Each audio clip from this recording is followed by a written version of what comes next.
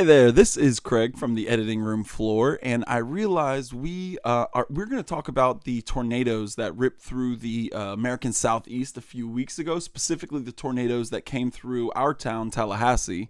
And we're going to mention in the episode that a place that is near and dear to both Hal and I, Railroad Square, the art district in Tallahassee, was directly hit by these tornadoes, and a lot of the buildings were just completely demolished, roofs ripped off. It's really, really sad.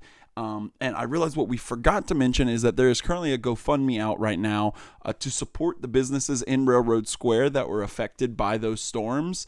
And I realized we forgot to mention that GoFundMe, so I'm going to mention it now and say that we will put a link to the GoFundMe in the show notes. So if you feel so moved to support those businesses affected by the storm, that link will be in the show notes. But that's it, and on to the show.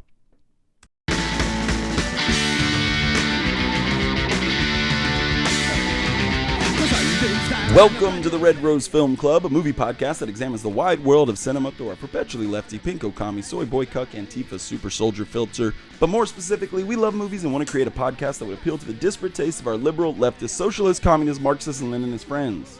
Red Rose Film Club is for leftists of all stripes who don't know what to talk about at parties other than movies and politics. My name is Craig. I work in public education and am passionate about social justice and workers' rights. And I'm with... Hey, I'm Hal. I never have any problem knowing how or what to talk about. But in 2024, I'm switching it up and taking it back to the basics. I'm a socialist trying to grapple with our world by reflecting on it through art theory and the will of the people. I also am a person who dropped a full piggy bank in the shape of Batman and Superman on my foot pretty shortly before coming here. Yes, it quite hurts, to be honest. And so I'd also like to end this intro by saying fuck Ben Affleck.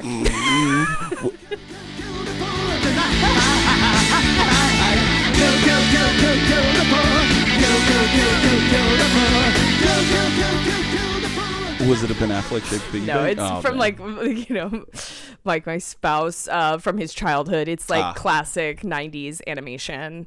Batman, but I somehow know that it was Ben Affleck's fault. Yeah, you know, J-Lo's spirit possessed me. I blame it on him. So, Craig. Yeah. Aside from J-Lo being pissed about people asking her about their impending possible divorce, what other pop culture are you getting into these days? About this. Oh, there's the new Netflix movie that she has. About her career, right? That was on Amazon and came out a couple of months ago. Okay. There is a narrative movie that kind of seems like it's in the vein of some of her career, Enough. I'm not saying it's exactly like an Enough remake, but it seems like it's kind of a thriller, maybe also with the sci-fi element is what I'm recalling.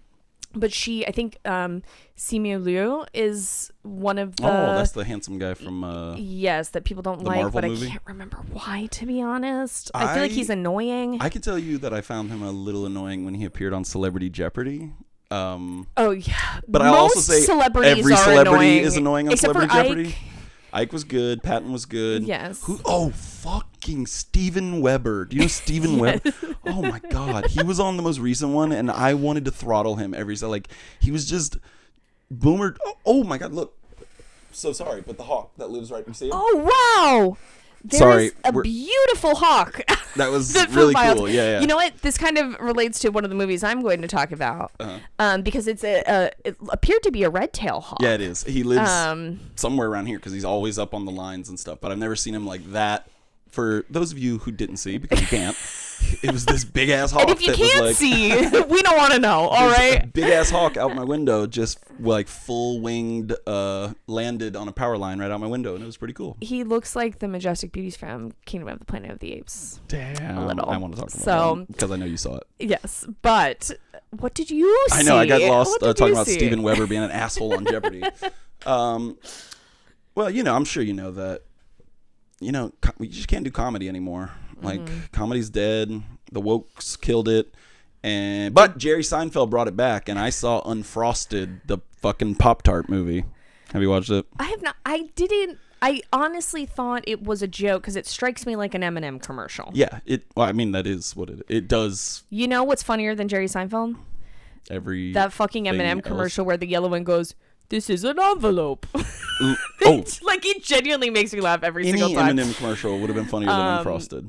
So what is it streaming on? Like, how did you watch it? On Netflix. Okay. They backed up a dump truck. That was the other part that I was like fascinated by, is like literally they just gave him all the money in the world and he's the writer, the director, the producer, the star, literally make whatever you want. And this is it. He made a Pop-Tart movie, and it's terrible. Like it is an excuse. It's 90 minutes, which that was nice. But it's an excuse for him to get like every famous person that was like too scared to say no to Jerry Seinfeld. Like, you got to say yeah when he asks. It's what an opportunity. And it's so fucking annoying. He has no... I heard this comedian one time say that Jerry Seinfeld hasn't touched a shopping cart in 30 years, so he doesn't know how to relate to people. And like, it couldn't be more obvious in a movie where he's given full control. It is so boring. It is so like detached from anything. There's nothing to hold on to. Like, I can't tell if they're ironic, if we're supposed to think it's ironic, if what like... I've heard people like say that it's trying to kind of be a like parody or a satire of those like the product movies of how like, I think it was Chapo Right, like Trap House was Air talking about how or like the Cheeto one. correct. Yeah. On Chapo Trap House they were talking about how they thought it was like, they didn't like it either, but they were saying that how it was like kind of a parody of those movies, which I think is generous as shit. I don't think it's trying to be a parody at all. I think it's just silly, yeah, but He said, "Let me ride the wave." Yeah. It's so fucking bad. And there's like it's like literally every person in it looks like someone that like went to see their third graders school play and is just being like, you really did a great job to like Jerry Seinfeld, and it's terrible. And there's some cameos in there that made me so sad. Bill Burr is in it as JFK, which is not great. Interesting. Yeah. And then the really sad one is John Slattery and John Hamm are in it as Don Draper and Roger Serling. It's not cool. It's like in the room that looks almost exactly like the one from Mad Men, he's pitching a commercial to Jerry for the thing, and it's so fucking annoying. And then, funnily enough, because we're going to talk about Buscemi as Khrushchev, but Dean Norris is in it for one scene as Khrushchev. What is Khrushchev doing in a Pop-Tart movie? Fuck, I can't remember. It was like, shit. They were like some sort of business negotiation. They went over there to like open up business in Russia during the like the 60s when like everything De-Stalinization. Yeah, when like they were trying to expand. It's just like one scene literally, and the joke is that like Dean Norris is just like and has like a secretary that has to translate whatever like Russian he grumbles or whatever. It is not funny. It stinks. But I did want to leave with a great review, because I just like, sometimes when I hate a movie so much, I just get frustrated, which I'm sure you can already tell by the way I'm just like, fuck this stupid movie. But Matt Zoller Seitz had a great review about it that I think encapsulates it, where he says, Unfrosted is a very faithful adaptation because the source is a Seinfeld stand-up routine on Pop-Tarts, and Seinfeld never cares about anything he talks about in his comedy, which is aggressively, at times, petulantly trivial. His immense wealth so insulates him from the real world that he can afford to be the most blasé person alive, rising to passion only when griping to interviewers that comedy has become too woke. Which is, yes, that's exactly what this movie is a guy that, like, no one was there to tell him, no, this isn't funny, you're not funny. And he made a terrible movie called Unfrosted, the Pop-Tart movie. I know that we keep hearing that streaming, the bubble is going to burst. This seems like a sign. Well, if it's almost like if that were happening, wouldn't this have been aborted? They couldn't tell him no. I don't feel like they just backed up. It just is so weird that he could like literally offer to make anything you want, and it was this. Terrible. And also, like, I'm sure you saw at the same time, he went about how like you can't make comedies anymore. He did an interview where he's like, you can't do comedies anymore, is what he was saying. Like, people are too woke, they get offended too easily. And then he made this. So you're right, Jerry, you can't make comedies anymore. Lacking in imagination. I'm proud of it. But then I did see a couple cool ones. I saw a movie called The Last Stop in Yuma County.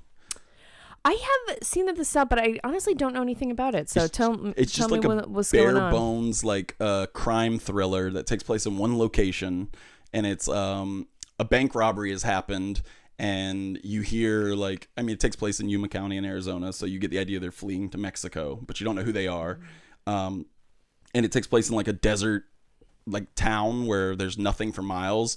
There's one gas station, and it says no more gas stations for another 100 miles, so get your gas while you can. But the gas station has run out of gas, and it's like attached to a diner. So they're like, the gas truck should be here soon. Go wait in the diner. So like all the people that show up just go hang out in the diner, and then eventually the bank robbers who like have people like hot on their tail presumably show up in the diner. And I like it. It's a lot of the movie is playing with who knows what information at what time. Like there's not a lot of huge like plot reveals, but it's like who knows, because like people will show up, they reveal themselves to the only other two people in the diner at the beginning of the movie, and then more people start showing up, and the whole idea is just, we don't want to alert anyone else. Y'all play it cool or we'll fucking kill you. So like the two people who have been told have to be chill while like other people are coming in and out. And so it's a really fun like idea of like playing with who knows what information when. But it also has Richard Brake in it, who I love. Do you know Richard Brake? I don't think so. Real weird character actor. He's popped up. He's in a lot of Rob Zombie stuff. The thing you probably know him best from, you wouldn't recognize him, but he is the Ice King in Game of Thrones. Did I say that right? The Snow King. This man. He's real menacing looking. Yes. He has the kind of face where it's like the skeleton is external. I don't mean he has an exoskeleton. I just mean you can see like the contours of of his skull. He's in when Rob Zombie did the third Devil Rejects movie, which I can't remember what it was called. Oh, 3 from Hell. It was like right at the end of Sid Haig's life. So Sid Haig's barely in it. And so they had to like round out the cast because Sid Haig wasn't going to be in it. So he's kind of the one that they bring in 3 from Hell to kind of take Sid Haig's place in it. But he's always like menacing and creepy and scary. And in this, he's just like he's the like hard ass, one of the bank robbers. Yeah. And he's in The Death of Stalin also very briefly. Is he? Yeah, as an officer, like. Oh, I completely missed that. He did, because I remember looking it up and seeing, because I was like, is that Richard Brake? But yeah, he's also, what the fuck is the other thing he was in? Oh, he's in that terrible Rob Zombie movie 31, which he's like the only good part about. I feel like there is a movie that I keep seeing a trailer for that he is. Maybe The Strangers, the new Strangers movie. Oh, he's in that too. He's the sheriff. Okay, I hear that's not too great, but I'll probably check it out. I'm not a huge home invasion person. It's, I would say, probably one of my least favorite categories of horror. Unless you're gonna go really, really balls to the wall, like L'Interieur, the French extremity movie about the pregnant. Yeah. Like I really love that movie. But in general, if it's kind of just the home invasion and it's not like full on slasher or there's some other intrigue going on, Did it's you see usually Hush? not.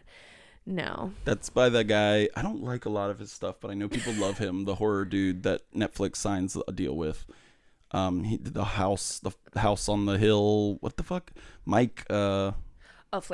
Flanagan? Yeah, I like Flanagan. I don't dislike him, but I haven't loved everything I've seen. But he did one called Hush, which is a home invasion movie with a really cool twist in that it's just one girl and a guy trying to break into her house, but the girl's deaf.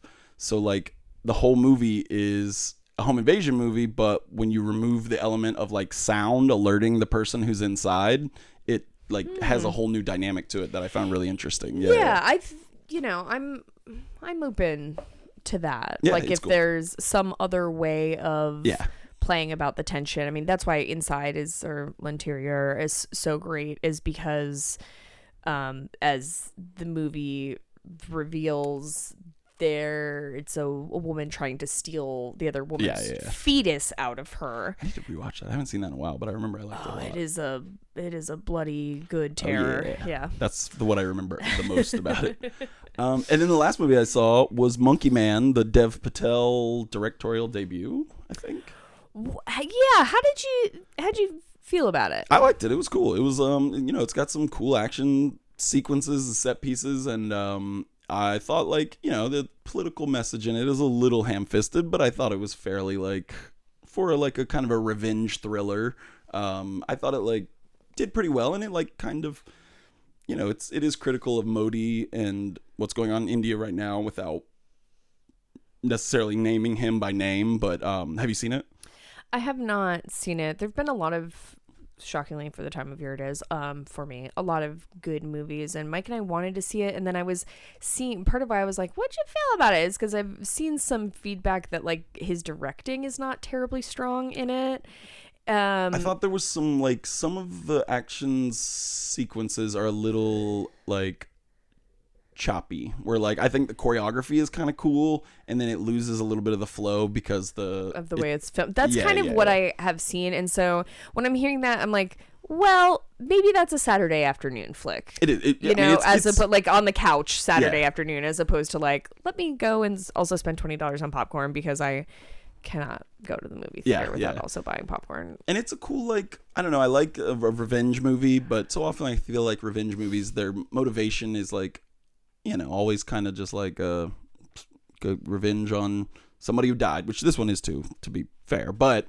it is more he is him and his mother lived in like the forests of northern India in these like villages, and it is basically there's a political movement of like Hindu nationalists that are kind of like taking over, led by this spiritual guru who's kind of like the populist face, but is the advisor to these like political guys who are clearly like stand-ins for Modi, and through the machinations of like the spiritual guru and this guy running for office, basically his village, this small village that he lived in, ended up getting ransacked and his mom killed, and that's what like leads him to pursue revenge in it. It's kind of cool, yeah, but it's fun. Yeah, I enjoyed it. And he wears a monkey mask and beats people up sometimes, and that's cool too. That is pretty cool. Yeah. What about you? What you been reading, watching, doing? So I've got a couple of movies, but also a book. I've been reading a book that I checked out from our local library. I always encourage folks to check out their library if they have not. Called The Old Drift by Narmwali Serpell. And it is a first novel by this author. It came out in 2019 and it won the Arthur C. Clarke Award in 2020, which is a British award given for the best science fiction novel that was first published in the United Kingdom in the previous year. And it's very, I mean, it checks a lot of boxes for me. I really like magical realism. I've certainly talked about that before, especially stuff that leans pretty heavily realism and integrates like dashes of kind of otherworldly or science fiction or magical elements or fantastical elements, and it takes place largely in Zambia, but also in Rhodesia prior to the founding of Zambia and the independence movement. And it follows three families, like one of whom are the direct descendants, obviously like they intermingle, but their origin point are descendants of colonialists, British colonialists, directly, who like, you know, interacted with Livingston, like that, you know, in the thick of the initial colonial sweep. Yeah. When did you say it takes place? It takes place throughout time, like from there up through basically. Oh, that's cool. I haven't finished it yet, so I don't know if it extends like past contemporaneously, but and so there's like a family that descends immediately from like a powerful colonial figure, then like an Italian a family that descends from like Italians who were managing a hotel in the colony, and then like Black African family who were subjugated, and then they all kind of like marry or mingle with each other, and it follows like generations of their families. That's cool. While there are these like fantastical elements woven in, and the Old Drift refers to part of like a cataract, like the Victoria Falls, or an area kind of up the river just before that. Yeah, it's super interesting. It's a kind of book I like a lot, and I really appreciate that it depicts and engages with the consequences of colonialism, European colonialism, in Zambia, and it pulls in a lot of, again, like the revolution and conflict between families, while also being like a really rich interweaving of all these different familial tales. Cool. So yeah, it's pretty dope. I look forward to eventually finishing it. It is a thick ass motherfucker. It's one of those like, it is literally like Damn, Like, yeah, I get too intimidated sometimes. Well, I'll say this: I am not reading it maybe at the pace of someone smarter than me, but I'm loving it as I plug Hell through. yeah. So Hell yeah. then to return to the Falcon conversation, I'll talk about the tornadoes in a moment, but after the tornadoes hit on Friday, May 10th, and there's no power, one of the few places in Tallahassee that had power was AMC Theaters. Praise be. So Mike and I, believe that, honestly. I know, it was That's nuts. crazy. It was nuts. That's crazy. They fully had power, AC, internet, all of it. So Mike and I went and saw Kingdom of the Planet of the Apes. Hell yeah. There. We like it. Yes, I loved it. And I will say, like, I'm a big Planet of the Apes fan in general. Even the Tim Burton one, which is my probably least favorite, barring maybe once we get a little farther in the original series, some of like Conquest 4 or 5, Battle whatever, yeah. But I don't love, mostly because I really don't like Mark Wahlberg's performance. Not just because I don't like Mark Wahlberg, because like Boogie Nights is one of my favorite movies of all time. The motherfucker can act when he stumbles ass backwards into it, apparently. And when he doesn't like the movie anymore. Yeah. Because that's the one he doesn't like. But he's very bad. He's particularly bad in the Tim Burton 2001 Planet of the Apes, in my opinion. So that is on the lower side, but all the rest of them basically I love, and this one I thought was a real standout. Awesome. The things that I like about it are a lot of that the humans are really not centered. I mean, human presence matters a lot to the plot coming to its conclusion. Right. At the end of the movie, but we see very few humans in it. It's very focused around essentially kind of a clash of civilization between apes that have developed the social organization form of essentially a hunter-gatherer society, contrasted against a group of apes who have followed more of a like Roman nation state. Oh, that's cool. Empiric model, and like the conflicts between them. How long after the original new ones? They suggest essentially it's about 300 years after the death of Caesar. Oh, okay. I didn't realize. I thought it was going to be like 10 years later or some shit. No. Oh, okay. I mean, and again, like, they can't, like, one of the way that humans are involved in it is one of the key tensions of the movie is essentially that the apes have developed relatively complex social forms. They can engage in the building of technology in its most basic forms, by which I don't mean electricity, but like constructing tools and using leverage to make really impressive architectural constructions and all of these things. But most of them can't read. Okay. Most of them cannot write. Like, there's basically very few that possess these abilities anymore, or had them handed down or taught to them.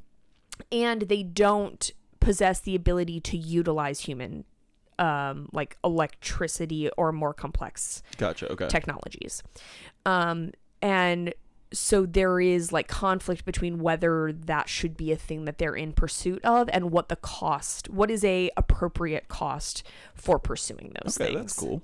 I fucking loved it. I thought it was an incredibly sociological movie in terms of reflecting on social forms, and the form society can take. I thought it looked pretty good. I'm someone that usually doesn't love watching movies that are like 90% CGI, and I thought it looked really nice. Is it still Andy Serkis doing a lot of the monkey stuff? Caesar is not. So Andy Serkis is not in it anymore? Correct. Oh, wow. That's the other thing that's very interesting about this movie is, William H. Macy, weirdly, is in it as a human, like one of the few humans. You don't see him till the end, and he's not in it for very long. I wanted him to be a monkey, but that still kind of looked like William H. Macy. I feel like that would be cool, like just a big cookie duster mustache on the monkey. Overwhelmingly, the cast, aside from him, and I mean, Kevin Durant plays Proximus Caesar, who is... Wait, who? Kevin Durant. Oh, Or Durand. He was in Lost. Yes. Okay, for a second I was like, wait, Not the basketball player. Sorry, not the basketball. I'm gonna go see this. Whichever. We have to stop recording Sorry. because I need to go see Kevin Durant. Durant, right? Is Yeah, the basketball player Kevin Durant is the basketball with player. a T. With a T, yeah. Yeah, Kevin Durand Gotcha. Okay. is I got so excited. yeah, for the guy half a from second. Law. He's honestly he's kind of like, he's not creepy looking like the Richard Brake, Yeah. but very similar kind of character actor Menace. in a lot of shit. I like that guy. He pops Yeah. up and stuff. Yeah. He's honestly amazing, and frankly, my Yeah. TikTok feed is full of him Oh yeah. in interviews, like doing the voice that he does. Is he a monkey or a human? He's a bonobo, so he's an ape. Okay. But his character's name is Proximus Caesar, and he is like the leader of Okay, that's cool. following the model, right, of the Roman Empire, where like everyone is Caesar, right? Caesar is a title. Also, but the cast is overwhelmingly not people that are super prominent, which I really love. It's really rare. It made me reflect on how, like, I've seen people talk about how children's animation, like film particularly, has lost that quality of people who specialize in voice acting because it's all about names. Yep. And I thought that this movie, not that there's no one, I mean, Kevin Durant has a lot of credits. William H. Macy is in it. The actor that plays Noah, which is like the lead ape, who's a chimp, is one of the boys, not little anymore, now an adult, but one of the little boys from the It movies. Oh, okay. And I don't know if I can remember any of those kids. yeah, not Finn. I'll tell you that. Yeah, it's not the one from Stranger Things. Yeah. But so I really liked that I was watching a movie and like just immersed in what was going on and not going, whose fucking voice is that? Yeah. What is that? So there is like a flashback, I think, where we see Caesar, but otherwise, like, Andy Serkis has nothing to do with it. Okay. Yeah. Do they make a Abraham Lincoln monkey statue? They do not, which I will say is one of the best fucking parts of the Tim Burton movie, in my opinion. And how stupid it is, and like, but it's This is how poisoned my brain is less than a month ago I was in DC and went to the Lincoln Memorial, and the whole time I was just like, this is where that monkey this is where the monkey statue was. I'm going to Washington DC in like a week and a half. I'm going to the National Anti-Hunger Policy Conference. Oh, that's cool. Yeah, I'm excited about it. In DC proper? Yeah, the hotel I'm staying at will be like basically, it's like right there. It's very close to the White House. They're doing a fuck ton of construction on the Lincoln Memorial right now, so it's not a great, like, you gotta find your angle for the pictures. So, not to be conspiratorial, but do you think they're replacing it with the name? I wasn't thinking about that, but you know what was really weird when I went was, I guess it was prom in DC that day. So like when we went to the Lincoln Memorial, it was just swamped with high schoolers in like prom dresses and tuxedos. I mean, I guess better there than like the Korean War Memorial or the Vietnam War Memorial, which they're all right next to each other. So maybe they were just doing the little tour to the prom. But go to the ones that honor people, not the ones that honor wars. And to be fair, they weren't like taking pictures with the Abraham Lincoln statue. It was more like on the steps with like the reflecting pool in the background. It was like very a nice spot for pictures, but I also thought it was weird doing the Croatian squat or the Serbian squat, the Eastern European. What up? But yeah, it was very strange. Speaking of Eastern Europe, yes, I have been watching a lot of Polish film, really just from like two guys, but I've definitely on this podcast before talked about my love for Andrzej Zulawski, who most people, if you know of him at all, would be from Possession 1981. Yeah, I think that's the only one of his I've seen. So that's usually what people know him from. I have previously seen Possession and his first two films, which are called The Devil and The Third Part of the Night, which are both those two are very explicitly about Poland under the socialist domination of that country. This movie, which is a little different in terms of like its thematic content, which is part of why I was so excited to see it, because I really love Zulawski's incredibly frenetic, insane, while also being deeply philosophical style. Like that really connects with me. This movie, La Note Bleue, which came out in 1991, which is the year I was born. Hey, happy birthday. Is happy birthday. Talk about the year. Happy birthday, whatever. In a year totally disconnected from this year. Came out in 1991, and it is about Chopin. Okay, the composer. And real afraid my dumb guy card was going to show. Yes, the composer. Towards the end of his life, like it's not, we don't see him die in the movie. It says in a title card, I think he died like a couple of years after the events of the movie, but he's like very ill on and off, and it is he's staying at the estate of his lover, who he has a kind of contentious relationship with, who is a wealthy woman who is also like an artist herself and patron of the arts, and also maybe Chopin is in love with her daughter as well. All right, a little freak. And the house is constantly, like the estate is constantly full of various other artists, musicians, hangers on to those types of people, essentially groupies of this the era of romantics in terms of like the movement of artists and musicians of the time, right? And that's why I was so curious to see it, because I was like, all the other movies, Possession, about divorce, right? The Third Part of the Night and the Devil, about Poland being subjugated by the USSR violently, right? I was like, how is Zulawski gonna make, like, what does he do with a movie that's about like a sick composer, classical music composer, right? And the answer is he also does insane fucking shit. Hell yeah. That's what I was hoping it would be. Yes, it is awesome. Like there are the sicker that Chopin gets, there these figures that are on stilts, shrouded in either red or white like linens, that just like amble behind people. It's like very creepy and disconcerting, but also not in line with what's otherwise happening visually or sonically. Is it like only he can see them?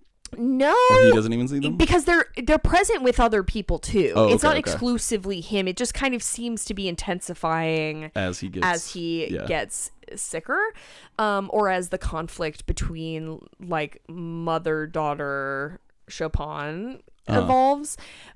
Also, one of the characters like has made puppets of everyone that are just like kept in this hallway, and sometimes people just go and stand in the hallway of all the cluttered puppets and like have arguments or intense romantic conversations, and then eventually at the end of the movie everyone is holding their own puppet. That sounds awesome. Like, sounds weird as shit. There's very weird stuff going on. I think a couple of episodes ago, maybe slightly more than a couple, I talked about how grand love of my life, my friend Jared and I had watched Ken Russell's Women in Love, and I would say it's like this movie is like if Zulawski, which is a Ken Russell film from the 60s, this movie to me is like Zulawski's version of a Ken Russell flick. That sounds cool. Because Women in Love is based on a D.H. Lawrence novel. Also, I don't know if this was this, but odd. My sister moved to Chicago like a year and a half, 2 years ago. And in her like first couple weeks there, she's like doesn't know anybody really, and was just trying to find stuff to do. And there was a repertory theater, and she was like, "They're showing like some movie called Possession. Do you know?" Sick. Like, and I didn't tell her anything. I was just like, "Yeah, go see it." I was like, "You'll like it." And she texted back, "What the fuck did you make me watch?" She's not in family law, right? No. I know she's a lawyer. She's not in family law, right? No. I'd be like, that'd be really fucked up. Like you're working on divorces all day in child custody, and it's like, just go see Possession, unwind, have a glass of wine. I mean, she did like it, but I gave her no. I gave her no forewarning of what the weirdness it would I be. don't know that any of his movies are honestly something that you can be prepared for, because the thing is like I was introduced to Possession through Kayla Janice's The House of Psychotic Women, the book, and I was expecting violence. I was expecting it to be a challenging watch. And there's just no way to convey the mania of his filmmaking that how like deeply philosophical it is. In my opinion, Possession is like an intensely misogynistic movie. Like I don't think it is reclamatory. That doesn't mean it's not worth watching. I love it. I own it. I've seen it many times. In fact, the first day I saw it, I watched it 3 times in the same day because I am demented. But it's just so. I'd have to get Baker acted if I had to watch it 3 times in a day. So I watched it once. I watched it twice. The third time I watched with the commentary because I bought the DVD of it before or Blu-ray of it. Zulawski's commentary? Yes. Okay, that's cool. Is he still alive? I don't think so. I want to say he died in the early 2010s. 2016. Yeah. But and the thing about Le Note Bleu is I actually bought it at the same time as I bought Possession because they have releases through Mondo Vision.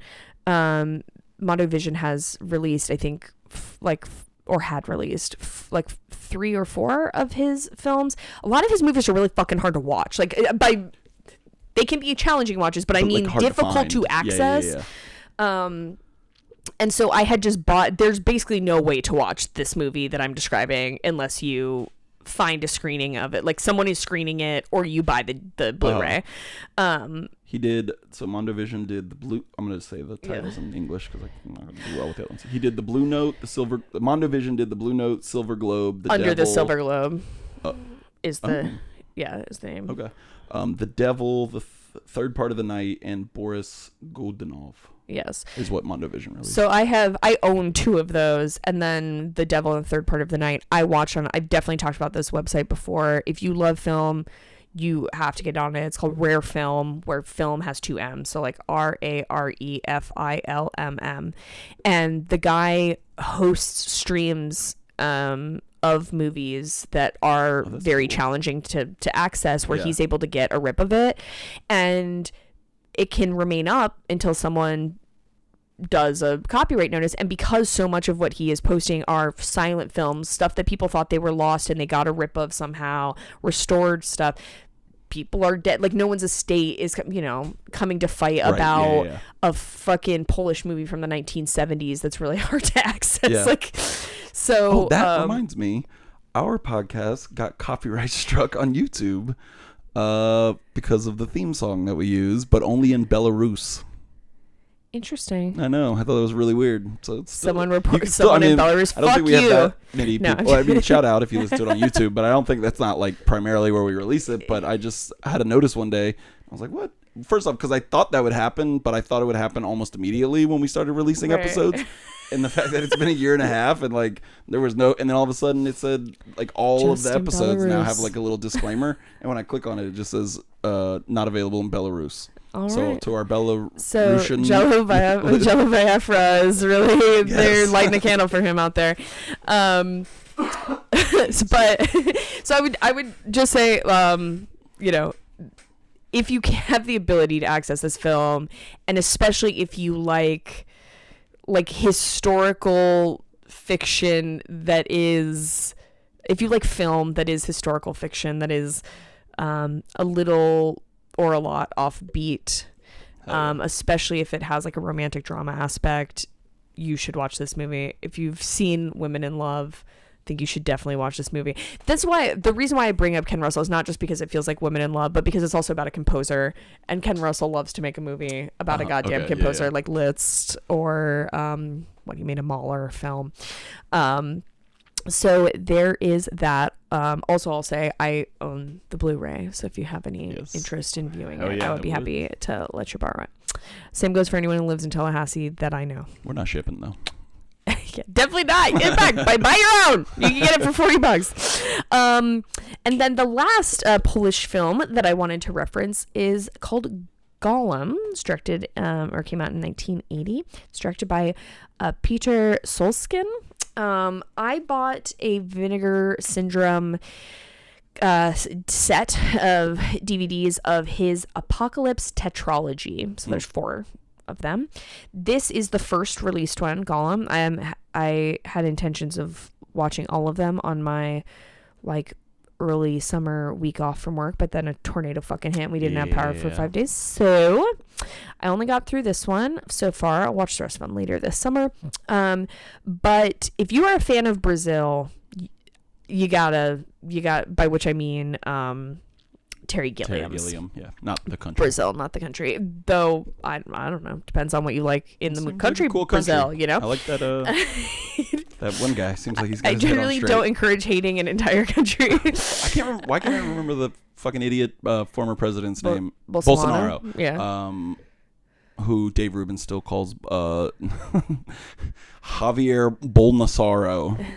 What a man. He feels like an all universe Trump, you know, like Bolsonaro, it's just I don't, as someone who is a historical materialist, and certainly we will get into more of this as we talk about Death of Stalin, but I am someone who tends to believe that there are specific historical conditions that produce and then like reciprocally feed into particular models of leadership, of government, of means of production. And it cannot be a coincidence that we've got, you know, this wave of dumb, fat, ailing, which I'm fat, you know, I'm not saying that in an insulting way. I'm just as a definitionally just like dumb, quote unquote populist, while not in any way being connected with people at all. Right. Yeah. Completely removed. I still do love that when he fled Brazil, that he ended up in that UFC fighter's like house, and he had to sleep in the UFC fighter's kid's bed, which was like Minion themed. That's awesome. That is awesome. That's the faux populist leader that our era deserves. Hell you know. Yes. Yeah. But so, this movie Gollum, honestly would have paired really well. I wish I had watched it for our Invasion of the Body Snatchers episode, because it is about people, like golems being made of people, basically people being snatched off the street by this like mysterious shadowy governmental entity and making replacement golems of them. And so there's a man just like wandering through a like derelict city in Poland, or you know, somewhere in Eastern Europe, like trying to get to the bottom of what's going on, and there is no clarity ever, and the government is like a, you know, ghost that slips through your fingers right as you think you finally caught a glimpse of what's going on. It evolves and disappears into thin air. That's cool. And it's got a really creepy poster. Yes, all the art for it is a couple sick. Really creepy posters. So it was and I really like a grimy sci-fi, and that is definitely what's going on. That's why I evoked Brazil, because it's got the dystopian element. It's got that like dirty, grungy, greasy, and it's not dirty in the way that. And don't get me wrong, I love Blade Runner, but like Blade Runner is like dirty but cyberpunk neon. Dirty, This is just gross. It's just people being fucking gross, while struggling to grapple with what's going on around them. So. Oh yeah. Fuck yeah, Polish films from the end of the 20th century. Watch list on Letterboxd. Well, moving on to current events, what's going on in the world that's either got you celebrating or living in despair? So I've mentioned at least a couple of times in the previous section about the fact that some tornadoes touched down in Tallahassee, Florida, a couple weeks ago. So on Friday, May 10th, there are actually two EF2 tornadoes that touched down, and like their paths actually intersected. So there were folks that are essentially being double whammied directly. I live in a place that was affected by both of them. Pretty close, we were in we were in the cone in both instances. And you know, we didn't have power for many days. We didn't have internet for a week and a half. Damn. Yeah, that really sucked. I have to say. Grateful that our house didn't blow away, but and really just like personally, specifically, my husband and I were incredibly lucky. Literally houses dotted all around us, like full trees through people's roofs and shit. So I feel very grateful that was not our direct circumstance, but our city in general was really negatively impacted. by this. And there's two things that I want to raise about it. The first is that I just think it's important to reflect on the impact of climate change on tornado pattern shifts and kind of the specific vulnerabilities in North Florida. Basically, in the wake of these storms, there was like a bunch of national reporting. Vox had a notable article that we'll link, where they say, like, scientists say that we're not sure that climate change has anything to do with this. However, historically, the Great Plains are known for their tornadoes, right? And increasingly, basically since 2020, every tornado season since 2020, increasingly there are way fewer tornadoes in the Great Plains and way more of them in the Midwest and the southeastern United States. So based on what I can ascertain from the data, it seems like they're not willing to say that it's because of climate change directly, because there could be some level of like shifting wind patterns and things that affect this. But basically, if you don't know, tornadoes form when there are extremely unstable weather conditions where essentially warm air and cold air butt up against each other aggressively.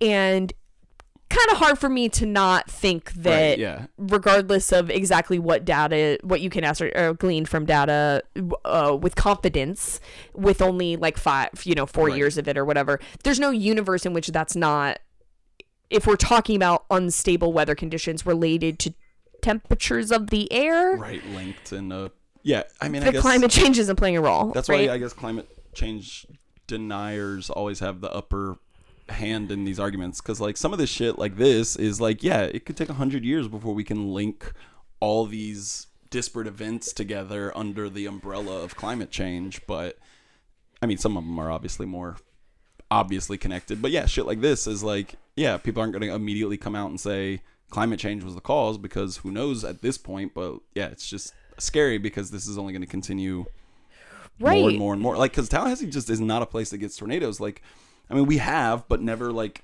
crazy serious, and they usually don't even touch down, and if they do, it's just like a blip. And this was it was 3 in total, 2 that touched and like one of them was farther south in Crawfordville, like that didn't like intersect, but all in a like 20-mile radius basically from the center of Tallahassee.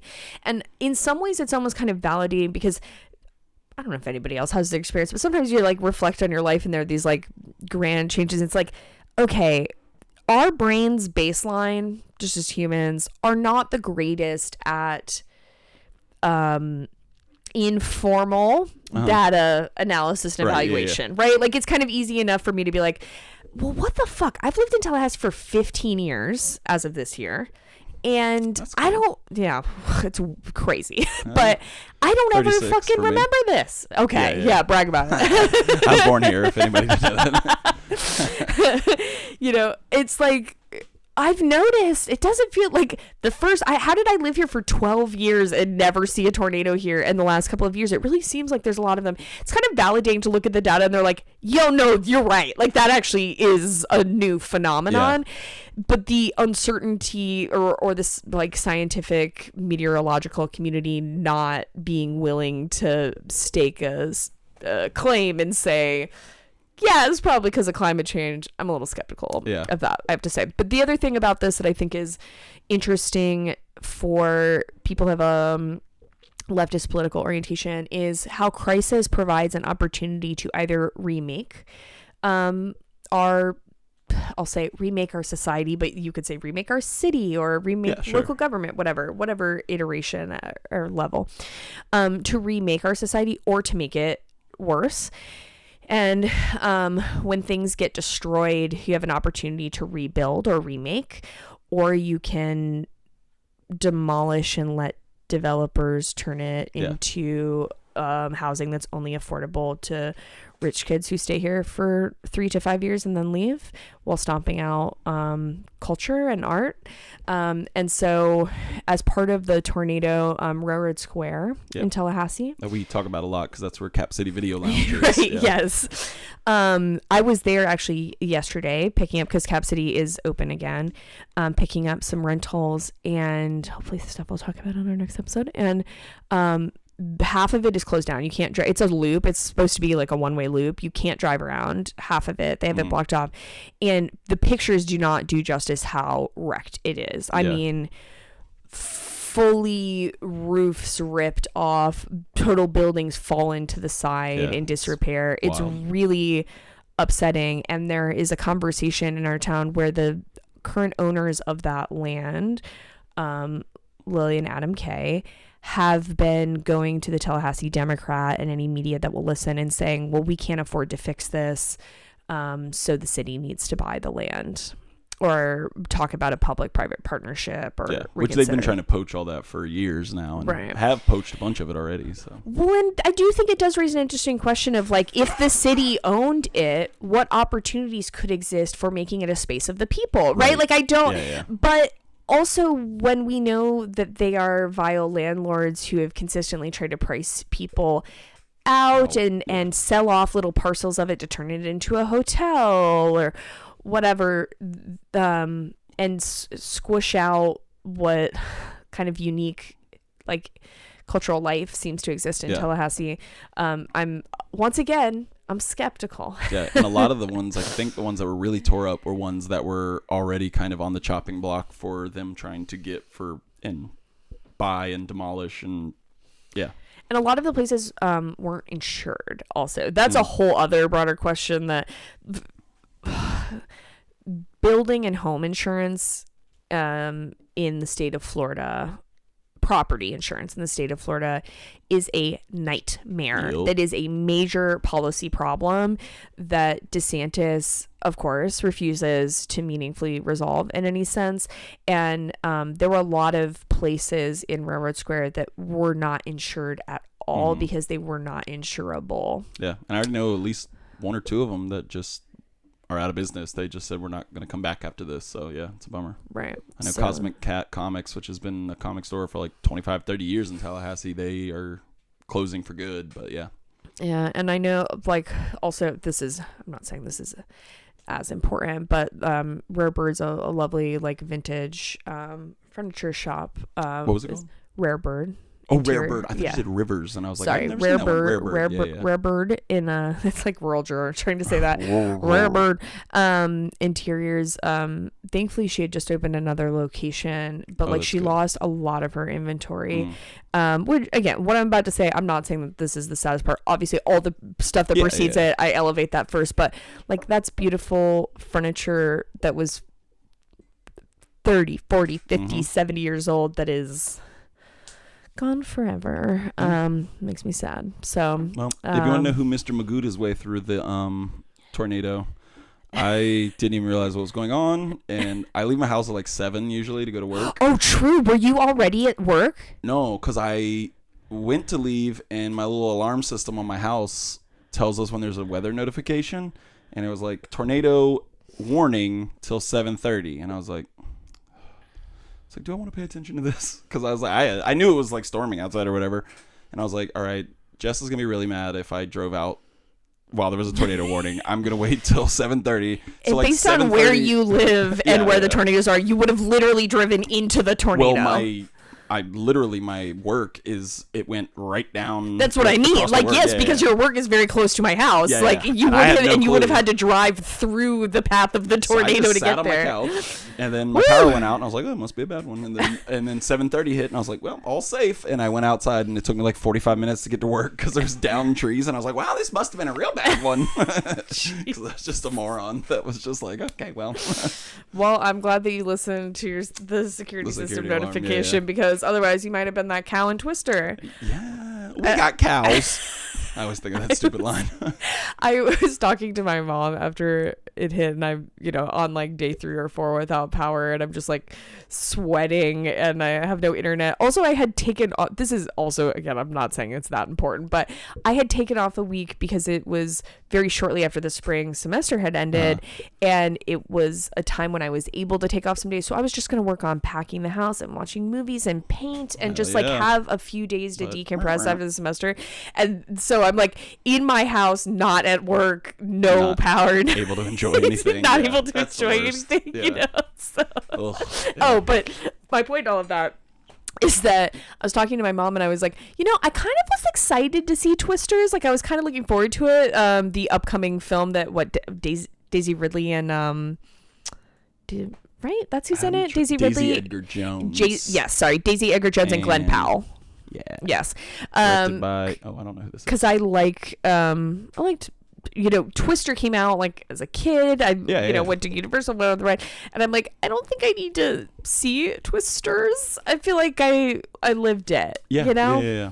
Like when you hear that, they say that tornadoes sound like a train. Yeah. Our house was so close to the right pass. There, loud as hell. Damn. So now I'm like, maybe I don't need to go see that. I don't know. I just got freaked out by the original when Helen Hunt, is that who's in that? When her dad gets sucked out of the cellar at the beginning. I was like, that's going to happen to me one day. If NOAA and the National Weather Service, everybody is out here like, hey guys, think this is going to be the worst hurricane season on record. I don't know if you saw that report that came out this week. Really not good. Yeah. And all these weather patterns are changing and tornadoes are going to be here. Like, that's the real horror movie. Fuck those home invasion flicks we were talking about. Like, that's what'll really get the blood pressure up. So... What about you, Craig? How about something that is not about climate crisis? Yeah, but it's a different kind of crisis. Yeah, different kind of crisis. Well, this is definitely something I've talked about before, but I want to kind of like look at it, the full picture of it, because a lot of it has now gone into effect. But I'm talking about the anti-union bills that were passed in Florida last year, and how they are now affecting unions, specifically my union. I am a part of the Florida Education Association, the teachers union in Florida. And so basically, let me cover what happened last year. So Florida's last year, DeSantis and Florida Republicans introduced several union busting measures. First, they passed a law banning the collection of union dues directly out of your paycheck. The goal was obvious. They wanted to make it harder for unions in Florida to collect dues. And I actually sat in on the Senate committee hearing when they talked about it. And the guy who sponsored it, this doofus named, I'm going to get his name wrong, but I think it's Blaze Ingoglia. He first off, he looked at his phone the entire time while people were like trying to give him the business. But he did make the entire crowd of mostly educators laugh when he said that his intention of the bill was actually to support teachers because it was going to not teachers necessarily, but union workers, because it was going to force the union reps to have conversations and not just collect checks from them, which was ridiculous. Sure. So another requirement under the same bill arbitrarily raised the union membership from 50% needed for bargaining rights to 60%. So that means that any union in Florida needs to have 60% membership in order to have bargaining rights. Very telling, by the way, these laws did not apply to police and firefighter unions because they knew that was political suicide. And also we know that police unions aren't unions. So, all that said, the first part of this bill banning the union dues kicked in at the end of last year, and membership in my local dropped from 51 to 31 overnight, and then had to climb back up to 60 to have bargaining rights. Well, we had to get to 60 by the end of this school year, and we only got to 47%, so didn't even get back up to our original numbers. So effectively, we no longer have bargaining rights. Now, there are like some things that we can do, which we are doing, is filing with PERC, the Public Employees Relations Council or Committee, I don't remember, but basically to hold a special election later in this year to like restore those rights. I mean, there's a bunch of hoops we have to go through, but there are avenues. But now that this is all kind of like the dust has settled on like what these bills did, I just wanted to kind of talk about it again, because I know I've talked about it a bunch, and it was always like when I talked about it before, like the incoming disasters that this would create, and now they're here. And I just think that it was obvious, the attempts from the beginning, make it harder to be in the union, make the requirements more arbitrary and stringent for no reason at all, bust up unions. And I mean, it worked to a fucking T. You can see it right here. Like I said, we are like doing several things to try to restore those voting rights, but I know like that means we also have to gear up for the like anti-union propaganda that we're going to see that always happens, which like just happened this past week when Mercedes workers in Alabama, if you saw that, they lost their election to join the United Auto Workers Union following a crazy anti-union campaign from Mercedes itself.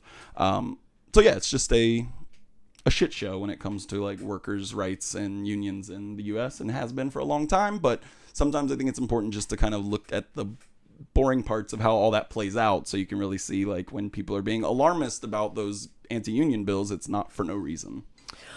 Yeah, that totally makes sense, and thanks for keeping all of us abreast of how it's impacting really concretely, right? Not just like abstractly, here is what the policy is, but like what does that actually look like? What are the ramifications for that of organizing in the ground?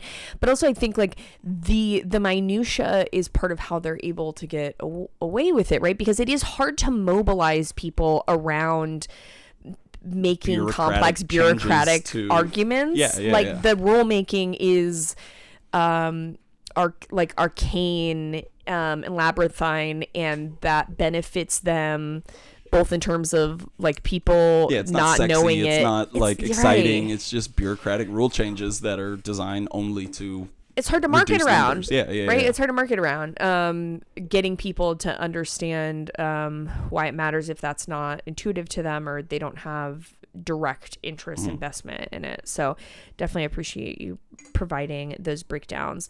When you think about those new avenues, or maybe not new avenues, but the remaining avenues, are there things that you feel hopeful about and reflecting on?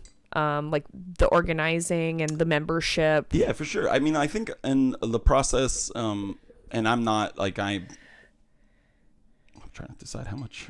It's like I am involved in the union. I'm not necessarily on any of the like bargaining committees that are doing the nitty gritty work. I'm a site rep basically, so I'm not involved in a lot of it. But there was a little bit of mobilizing to try to get people to join, and I think the part that was exciting was that the enthusiasm is still there. Honestly, a lot of people didn't even realize that these things had happened. Like a lot of people didn't realize they weren't in the union anymore when the dues switched over. So like, I guess that's the enlightening part, is that the like public support still seems to be there. And there are people that want like that. I did not get a lot of pushback. Actually, I didn't really see any pushback from folks as like thinking the union was useless, pointless. So yeah, I mean, I do feel encouraged that this next steps, which are like dire and drastic, but I do think that they will hopefully lead to good results. So because the first step we had to do was, and again, I don't want to fuck this up because I'm not involved in the like bargaining part, but for PERC to do this election, they needed to get 60% again, but this time they only need 60% of teachers not to join the union, but simply to show interest in having the election. And I believe we surpassed that with ease. So that was like the first step in having this election later on in the year. But hell yeah. I mean, yeah, that's kind of what I was trying to see, is that at the end of the day, workers, when they're able to connect with other workers when consciousness raising efforts take place, that people do care about protecting their economic interests, and it's not just the capitalists who feel that way, right? So even though they've got they're trying to cut away at the opportunities for that engagement, that doesn't mean that they can squash the will of the people, which includes teachers. Yep. And I'll also say one of the things that didn't pass, a part of that bill from last year, was even crazier, was there was part of the bill was ban union talk or flyers on job sites. So we would have not been allowed to talk about union issues at work. I assume that's where I see most of the people. Some staffer called the NLRB and was like, "Is that allowed?" And the NLRB was like, "No," and then they took it out so that it would not immediately be smacked down. Because I think by the time I went to that Senate hearing committee on it, I think it had already been axed from the bill. Like, so, they were like, "Let us amend that." I mean, it was still scary that it was even on there, but that was one of the first things to go from it, thankfully. But but crazy. Yeah. So you ready to let's get it. Get in? So As we lead into The Death of Stalin, which is the movie we're covering today, and kind of summate our reflections on the Red Scare, which we've been covering in this series of the last 3 movies, I think it benefits the discussion to briefly provide some background on Stalin's rise to power, the distinguishing characteristics of Stalinism, to the extent that there is a distinct Stalinism relative to Lenin or Khrushchev or other leaders of the Soviet Union, and a wee bit of context for what precedes the events that are depicted on screen in the movie The Death of Stalin. I'll say a lot of kind of what is in this section comes from me synthesizing across sources on Marxist.org. If you are someone who's like real deep in the paint, maybe you know that Marxist.org is known for having a Trotskyist bias, but there are primary sources on there, and I'm smart enough to read between the lines and read a lot of sources and have pre-existing knowledge. So trust me, and also go and read things yourself. Also, there are some academic journal articles, but per usual, the sources will be included in the description of this episode and our social media posts. We're not historians, just dorks who like to read and see the value in musing on what came before us. Yeah. So first, for some relevant historical context, Russia was a rural agricultural society where the underclass consisted of peasants, and the USSR was attempting to radically transform their production capacities and thus transition the underclass from peasants into workers. At the same time, the USSR was isolated from potential allies on the world scene, both ideologically and geographically. And Stalin spent the first years of the 20th century stirring up shit everywhere he went, basically. He was a ne'er-do-well, a revolutionary, a bank robber, depending on who you ask, a revolutionary bank robber, impressively handsome daguerreotype-esque mugshot taker, reading group organizer, battalion leader. He was a sharpened Swiss Army knife of a bastard. And throughout the Russian Civil War between 1917 and 1922, Stalin shimmied and slid his way through the Bolshevik bureaucratic echelons, including significantly by way of Pravda, the Bolshevik daily newspaper in St. Petersburg, our agitprop king, and was eventually elected to be the general secretary of the party. After Lenin's death in 1924, Stalin fully assumed a totalizing complete leadership role, and what proceeds from there is under some dispute, but definitely involved curb stomping the Nazi freaks in World War II. I wrote that myself and it still makes me laugh. So whatever. I'm great. Anyway, while it's always more complex than a bullet-pointed list, Stalinism was marked by, one, related to that isolation that we mentioned that Russia was experiencing, that socialism could be achieved in one country, the USSR, without having to demolish the entire world system of capitalism first. This is called the two-stage theory, and it really is like one of the most distinguishing characteristics of Stalinism. Also Lenin in part, but really Stalinism in contrast to the Social Democrats of the Trotskyists. That is like the most distinguishing characteristic of Stalinism. Also, Stalinism was marked by, 2, religion being conceived of as reactionary and a competing obligation to be renounced. 3, focusing on the USSR's economic development. In particular, Stalin introduced 2 5-year plans, the first 5-year plan and then the second 5-year plan, which were widespread orchestrated industrialization and collectivization. Basically, it was a policy of interference in the economy, and a revolution from above is often what's how it's been referred to. So, for example, there were state farms that were established, staffed by millions of peasants, where thousands of party members were sent to the administration across the country to run these, right? Stalinism was marked by number 4, the construction of a bureaucratic state, which many argue began to develop its own interests separate from those of the proletariat, not quite a fully distinct class in a Marxist sense, but an emergent group operating in service of their new positions and their corresponding entities. Though they didn't own the means of production, they sure as fuck dictated them. Number 5, which ties into a broader but omnipresent theme throughout Stalin's career, that the party should always be centered. For example, the labor union's reins should be held by the party as opposed to being like separate organizations, right? Number 6, that in service of protecting the bureaucracy, democracy and democratic rights are curtailed. I think that anyone who lives in America is quite familiar with this interpretation of this dimension of Stalinism. And 7, that Stalin had a realpolitik orientation. By realpolitik, what I mean is that he could be ruthlessly focused on narrow goal attainment at the expense at the expense of, not the expensive of, as I wrote, at the even expense of ideological purity, such as when Stalin approved the election of a patriarch of the Greek Orthodox Church in Russia because he believed it was the best means of reaching illiterate Balkan peasantry, despite what I said just a moment ago about communist general approach to rejecting supernatural and spiritual beliefs.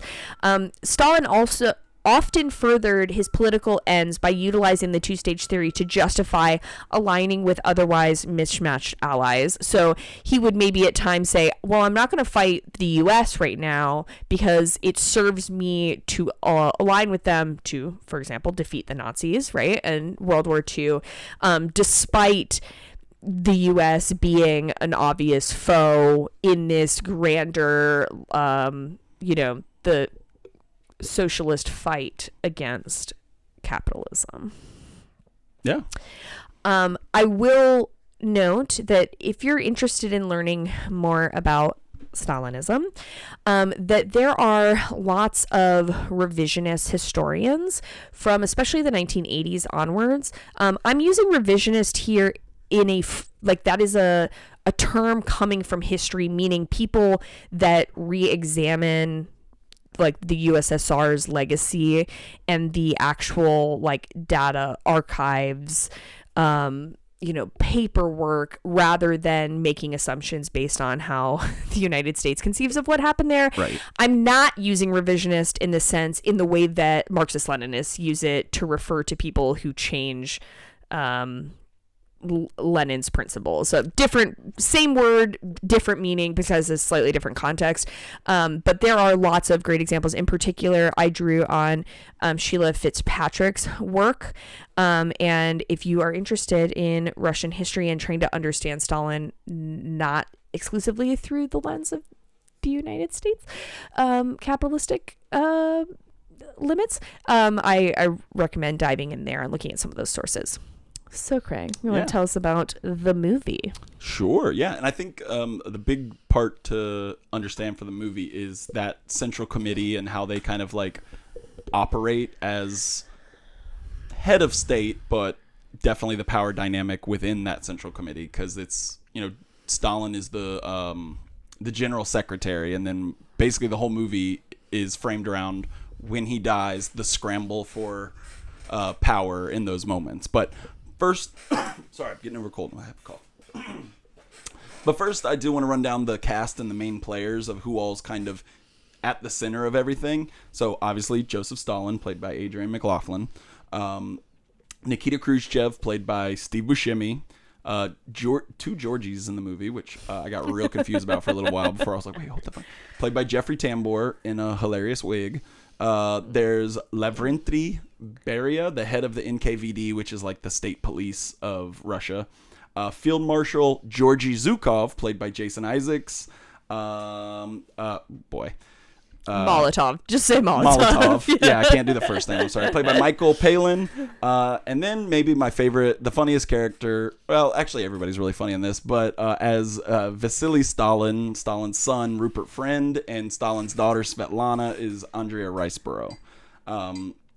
How do you like the cast? Because I thought the cast was great. And I also want to ask, what do you, in general, think about movies when they just use their own accents? I think that the cast and the accent work, or lack thereof, in this movie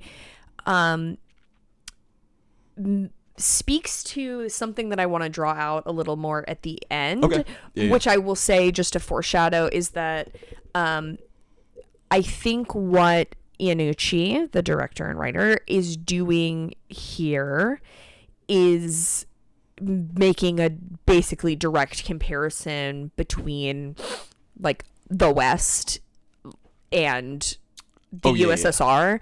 And I think that those choices are in service of that, right? Of kind of just making it so that they are another example of bureaucratic failures, like the other examples that we've seen in Iannucci's work, which I'll dig more into later. But all of his other previous work is about the West, right? It's about the UK, or it's about America, or it's about both. And I think the decision to use all like British and American actors and have them just be British or American is intended to facilitate that connection. Yeah, I never care. The only reason I ask is my dad. This is like always like a sticking point for him. Where like in movies that are set in another country, when they just have actors use their own accents, that irritated the shit out of him. So I guess for my whole life, I thought that was something people cared about in movies, and I never did. I think it just varies a lot for me, depending on what the movie is. Like in this instance, I think it is an intentional choice by Iannucci to connect it like his ideological perspective. I think sometimes it comes off as lazy or an unwillingness in the movie. In this movie or in general? No, in general. I think sometimes it comes off as laziness or like an inability to imagine that the audience can buy in to either accent work or to people that speak that language, right? Rather than more famous people that don't speak it natively. I do think that there's a lot of opportunity to make interesting choices, like in Shogun, the FX TV show that's based on the James Clavell novel from the 70s. They intentionally elect to have anyone that's not speaking Japanese speak English, so that basically I saw an interview where they said they did that intentionally so that you're not adding in the complexity of Portuguese versus the Queen's English versus like all of these different competing languages, because from the perspective of the Japanese people in the movie, they don't understand any of that fuck shit, so it might as well just be the same thing. Right? Just to kind of streamline the right. So it's a combination of how do we streamline this for the audience while also there's still kind of a function of we can really focus and highlight on the Japanese folks that are the true center of the movie, you know? What do you think of it here? I didn't care. Another reason I asked was because my wife was passing through while I was watching, and I kind of told her what it was about, and she's like, doesn't this take place in Russia? And I was like, yeah. She's like, why is Steve Buscemi talking like that? And I was like, well, none of them are using their accents.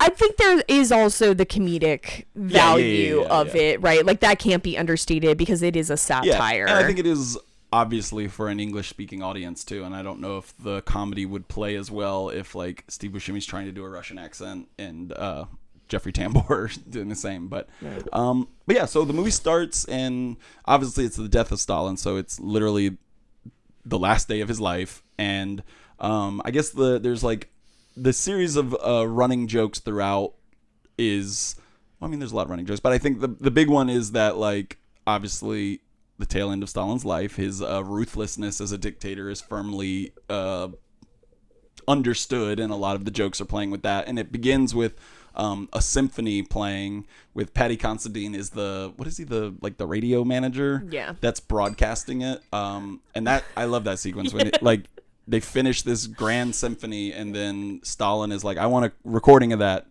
We weren't recording, and then he makes them all come back again and do it again. And all the police force the audience member, like everybody, to come back in to attempt to recreate the exact setting. He calls it a musical emergency, which I really liked. Don't worry, nobody's gonna get killed. And then, except for one, the piano player, is that who she is?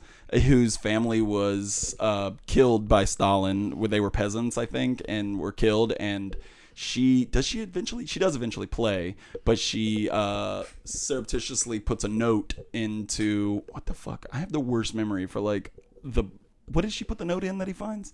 Oh, the recording. The sleeve of the actual, when they press the vinyl. Recording. Yeah. When they give it to Stalin, she's put a note in there that's basically like a fuck you that he reads right before he dies, and that's kind of where the movie kicks off with the first like great scramble of them all rushing to his office to try to get the first play on who will like take power first.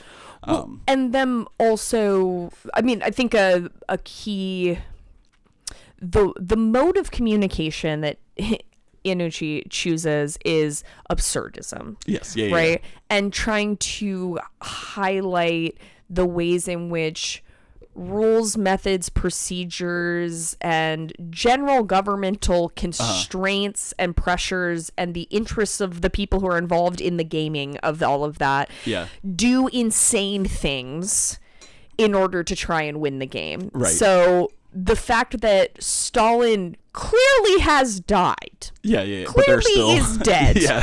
And hasn't the first moved in thing hours. they do is pick his body up and put him in bed. Oh my god, that's so fucking and funny. then try to call in doctors to maintain some fiction. So no one, I think it allows in terms of playing that game and the absurdism, it gives all the players an opportunity to get their pieces in play. Right? Buying time or whatever. Right. And also it makes it so that no one, at least initially, either feels responsible or can be accused of being responsible for the death. Right. Also, the running gag of that he's pissed himself when he dies, and they all keep stepping in it whenever they come to look at his body. And they go, Steve Buscemi's the funniest one because he kneels and goes, oh, and like stands back up, which is great. That reminded me of one of my favorite gags in any Edgar Wright one, which is when he slips on the blood that you can't see in the supermarket. But I love that. And that Steve Buscemi shows up in his pajamas. There is like a lot of funny like visual costuming things, which Steve Buscemi showing up in his pajamas because he didn't want to waste any more time getting there. And then I fucking died when Jason Isaacs shows up and his military uniform is like so many medals across, like they're like overlapping on each other, which I know it's like it wasn't that out of place, but it was clearly like way too many fucking medals, right? On it, yeah, which like and he's goddamn hilarious in it too. It's just like the dial is like turned up to 11, right, in order to highlight the really punch home, like nail that it's silly. So the two like main rivals to take over are Khrushchev, Steve Buscemi, and Beria, played by, I don't know this guy super well, Simon Russell Beale, but I like that guy. I thought he was funny too.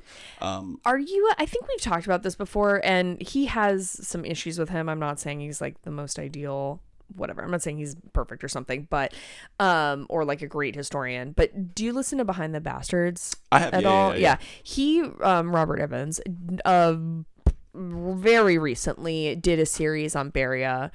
Okay. Yes, and how he's like was a pedophile. Oh shit. Like, I mean, he's obviously evil you know, the head of the police. Just like torturing that guy at the beginning. That's how we're introduced to him. But there are layers of how awful he is, evidently. I was also looking at his IMDb. This guy, Simon Russell Beale, he played David Ben Gurion in this movie called Operation Finale. All right. Just a bit of an aside. Now I lost my place. There we go. So it's basically Beria versus Khrushchev, and they've each kind of picked their who their like pawns are in amongst the rest of them. And Beria has aligned himself with Tambor's character Malenkov, who seems to be kind of the everyone's like obvious choice for who would be the temporary secretary general, but he's just kind of a buffoon because he's malleable, so like everyone's just easily able to be manipulated. And he's very thin-skinned about his wig, which is also very funny. Who says, did Coco Chanel take a shit on your head? That line is okay, but Jeffrey Tambor's response is, no, he did not, which is awesome. He takes every insult about his wig like deadly serious. And so Khrushchev kind of aligns himself with Jason Isaacs' character, who shows up about halfway through the movie. And whoever controls the army, you know? Yeah. Oh, that's where we left that part off, because there is the buildup of like the NKVD versus the Red Army, which Jason Isaacs' character obviously is like the controller of the Red Army. And then we meet Stalin's kids, who are like bratty kind of morons that are well, at least the Rupert Friend one is very like bratty and kind of daffy and yeah, there's some very unusual and interesting choices being made there, where I think both of their performances bring in some more of that slapstick. Yeah. They're the ones where like I feel like they Comedy. put a lot of the like real goofy shit. Was like less stakes with these two characters, so we can really make them kind of buffoons. But do you know much about them in general, like in real life? I don't know much about Vasily, honestly. Well, I mean, the part about him like having to kind of be monitored was real, right? Because Yes, he's kind of a fucking idiot. But Svetlana like eventually renounced communism and like came to America and published a book and had some degree of prominence in the United States in the 60s, maybe like early 70s. Were her convictions real? I mean, she like eventually came back to Europe for a period of time. It seemed like her path was not straight. That. Like it seemed pretty meandering. But at the end of the movie, they like basically ship her out, right? I forgot where they send her to Austria. No. Where do they send her? Vienna? Yeah. Somewhere, yeah. Just like get her out of here and no way. And she ends up in America writing a book about Stalin sucking, basically. That's the sequel. Yeah.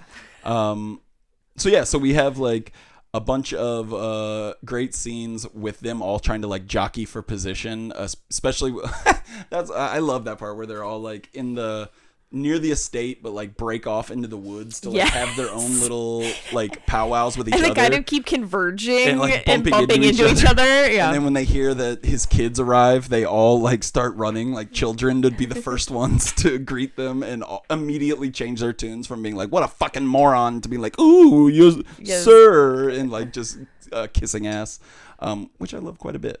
So yeah, I feel like we'll jump into the funeral section, I guess the lead up to the funeral. But the big part in the lead up to the funeral is the killing of I think they say 1,500 people that died. And what was the name of that event? I fucking here, we're gonna look it up. I do not recall, but I think an important part of the funeral here is which is pretty in line with generally how Western media covers Stalin, but the contrast between the formal opulence of the funeral and the like masses and hordes of people who are forming outside, that are fucking like massacred too. Right. I'm looking it up. I guess it didn't have like a name. I thought it had like the Funeral Day Massacre or something, but it was Khrushchev later said that 109 people died, but according to this really brief blurb here, the real numbers are probably much closer to the thousands, which is what they say in the movie, is that 1,500 died. And the reason is that becomes like a crux on the movie, because then they all fight to blame who they fight to assign blame. Was it Khrushchev who made the trains run so the people could show up? Or there's a great line, I think I wrote it down, where he says they literally go, who do we blame? And one goes, Khrushchev, you put the trains back on. And Buscemi goes, and you shot them when they got off. And they're like fighting over who's more to blame for all the protesters dying. Right, like which aspect of the bureaucratic decision-making process can be allocated and assigned to who. Which is like just working for any state agency, honestly. It's like, oh, we fucked up. I gotta find a way that I'm not the one that did this. Right, let's look at the decision tree and follow it backwards. Every time I messed up at something, it's like, I gotta find out. And then we have the final like big power play, which is Buscemi needs to get everyone on the Central Committee to agree that Beria is out, and gets everyone except Malenkov, Jeffrey Tambor, because he basically realizes he's just going to go with the flow once he sees where the wind is blowing. But it does have that great exchange with Jason Isaacs, where he is like, Jason Isaacs just comes in as like a rogue and a badass who's like, not a badass in a good way. He's a badass in like I have all the fucking power. Right, and might. I control the guns. Yeah. And Buscemi's like, we're going to do this. And he's like, I'm going to have to report you for your malfeasance. And then immediately he's like, look at your fucking face. You believe me? Yeah, fuck yeah, let's do it. And it just has an immediate change. And yeah, so he successfully convinces everyone on the General Committee except for Malenkov to turn on Beria. And then they have the the board meeting. I don't know if that's what it was called, but the board meeting where they say like you're out, and then Jeffrey Tambor immediately is like he's got a knife in his sock or whatever when he was supposed to be on his side, which I loved. But yeah, what do you like? How do you like the turn in the way that it all? I guess I like that too. The slow build. I don't know what I thought of this movie. I had never seen it before, but I guess I didn't realize it took place in such a short span of time.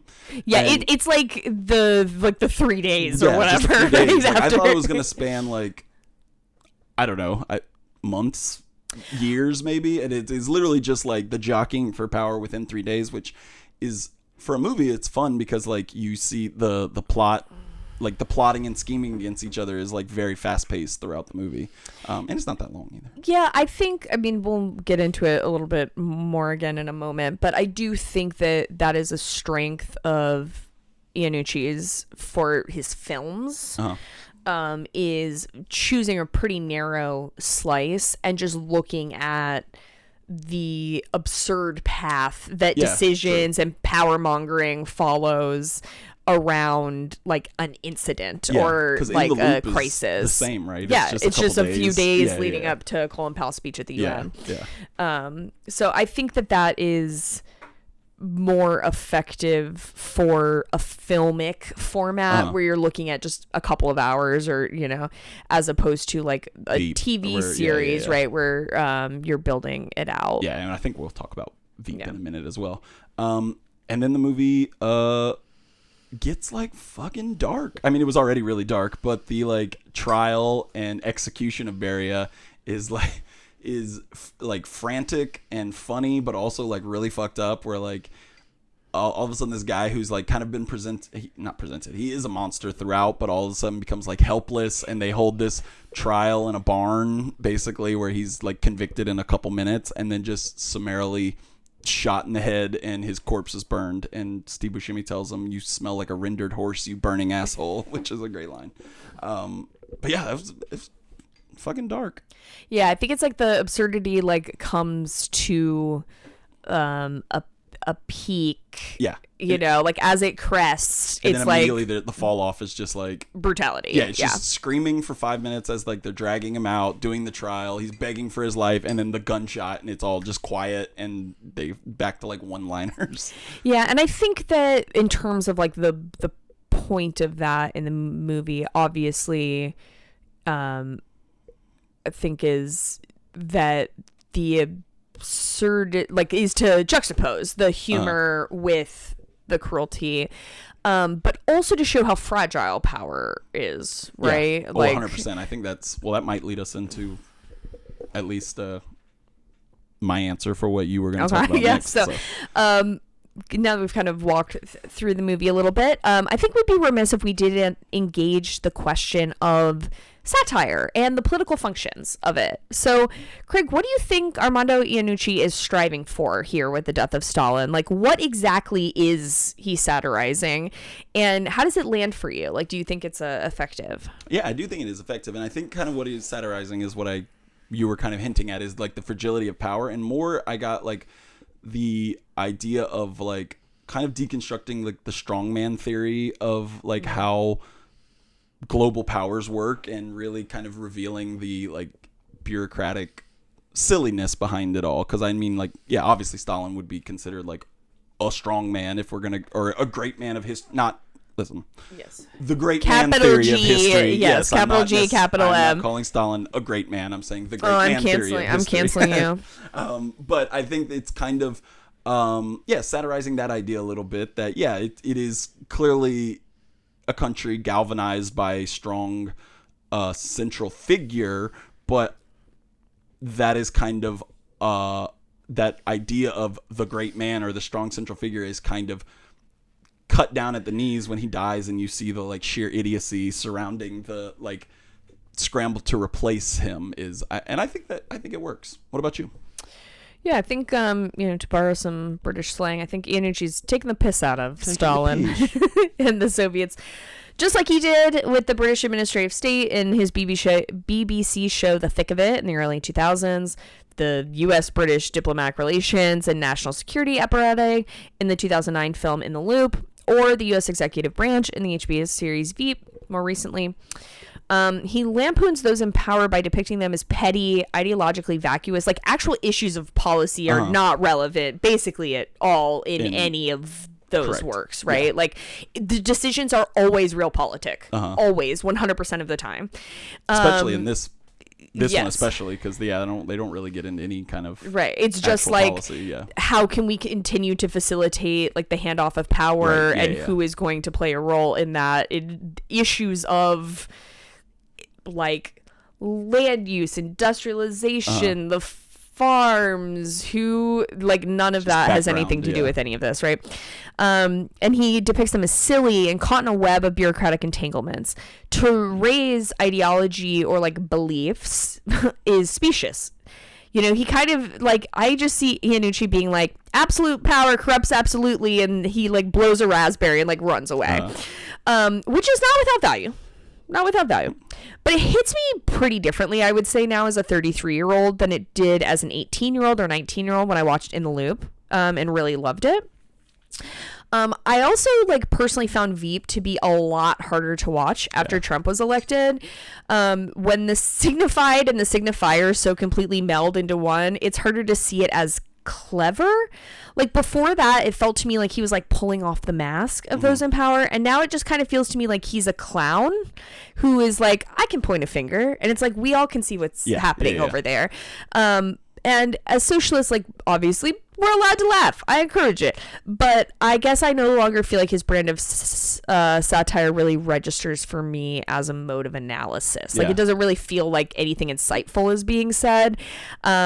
But it's taking the piss out of them, It's punching them in the nuts. Like it feels like it's a laugh. It's a laugh. Yeah, I laughed a shit ton at this. Yeah, I knew it was gonna be funny, but I thought it was hilarious. I agree with Veep though, and I think we've talked about this too because I feel the same way about Parks and Rec. Yes. That for sure. Yeah, and also I was listening to some comedian talk about why depictions of Trump in comedy don't work, and it's along the same lines of like the signifier and the signified, is that like you can like that president show that they did on Comedy Central, it's a great impression of Trump, but at the end of the day, like it's really just pointing and saying, look at this weird shit he did with no commentary on it or whatever. Which I mean, SNL was also like, that was all Alec Baldwin's SNL thing was just like, there weren't even jokes with his. He was just repeating shit that Trump had said that week. Yeah, it's totally flattened, right? Like the layers of what happened, the evaluation of it, the riffing of it, all just are squished into a pancake of nothingness.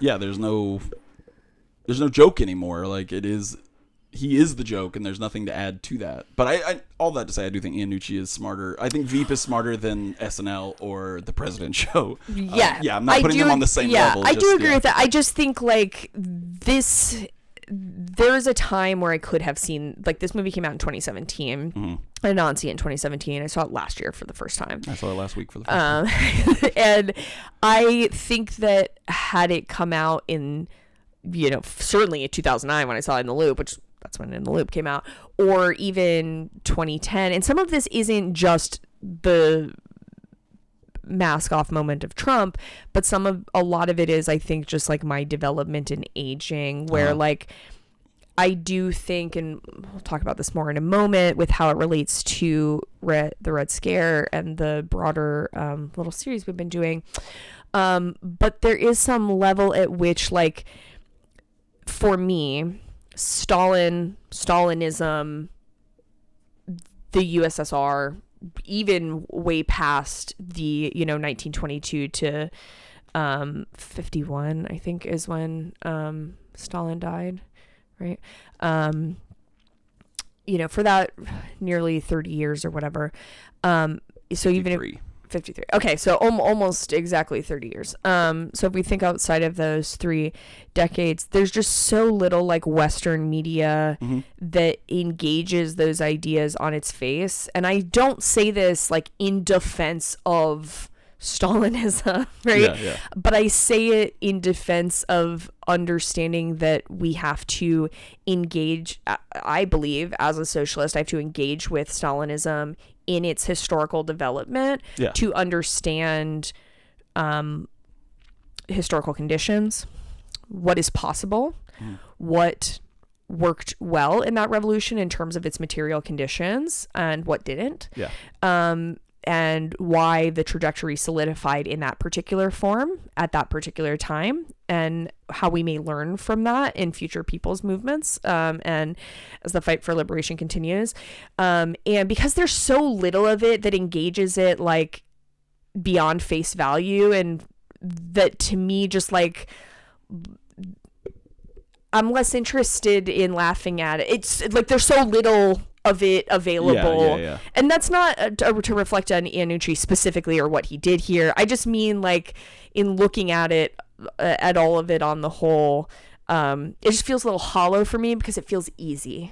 Because it's easy to laugh at how evil Stalin is because that's all that the West does. Right, without engaging in anything else about it. Anything else. Which about I mean, I guess that is like. And that's what satire does. I'm not asking for Iannucci to do something differently, you know, specifically. But it does make it, it just doesn't feel particularly like innovative. But it did make me laugh, you know, as a media artifact in and of itself. Not cutting. It's not cutting. It is funny. And I think speaking of like how as like somebody it's expected. That's sure. And as somebody like both born post Cold War, like obviously in America, so our education not being exposed to a lot of like communist thought or whatever, the movie definitely plays into like our Western conceptualization of what Stalinism is and what the USSR was at the time, which would have been, it would have been nice to see a little bit more nuance as far as like analyzing the politics of it and the theory, I guess.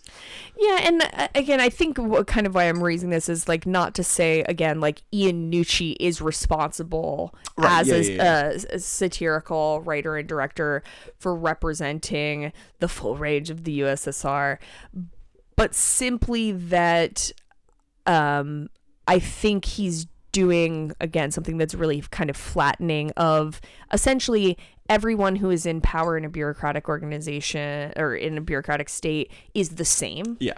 If you look across his body of work as a whole, that's like what his continual themes that he returns to.